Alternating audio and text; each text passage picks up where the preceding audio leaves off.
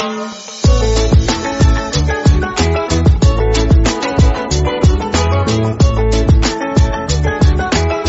The lord. ప్రభువైన యేసుక్రీస్తు వారు ఈరోజు మనకు అందిస్తున్నటువంటి వాగ్దానం తిమోతికి రాసిన మొదటి లేఖ 4వ అధ్యాయం 9వ వచనం.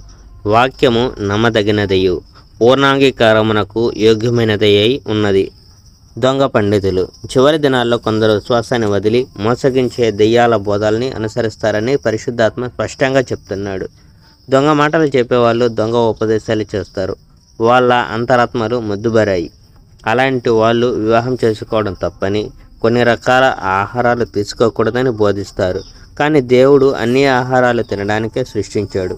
విశ్వాసులు సత్యాన్ని తెలుసుకున్న వాళ్ళు దేవుణ్ణి కృతజ్ఞతలు అర్పించి ఆహారాన్ని పూజించాలి. దేవుడు సృష్టించినవన్నీ మంచివే కనుక మనం దేన్ని నిరాకరించకూడదు. అన్నిటినీ దేవునికి కృతజ్ఞతలు అర్పించి పూజించాలి.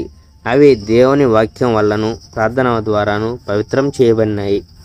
మంచి సేవకులుగా ఉండము. నీవు ఈ బోధనలను సోదరులకు చెప్తే యేసుక్రీస్తు యొక్క మంచి సేవకునిగా పరిగణింపబడతావు.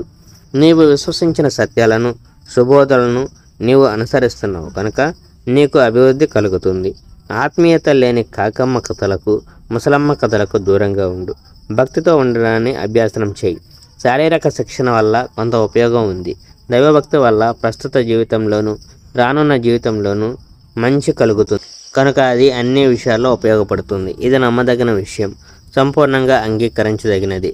మానవ జాతి రక్షకుడైన దేవుణ్ణి, ముఖ్యంగా తనను నమ్మిన వాళ్ళను రక్షించే సజీవుడైన దేవుణ్ణి మనం విశ్వసించాము. కనుకనే మనము సహనంతో కష్టించి పనిచేస్తూ ఉన్నాము. Praise the Lord. May God bless our India.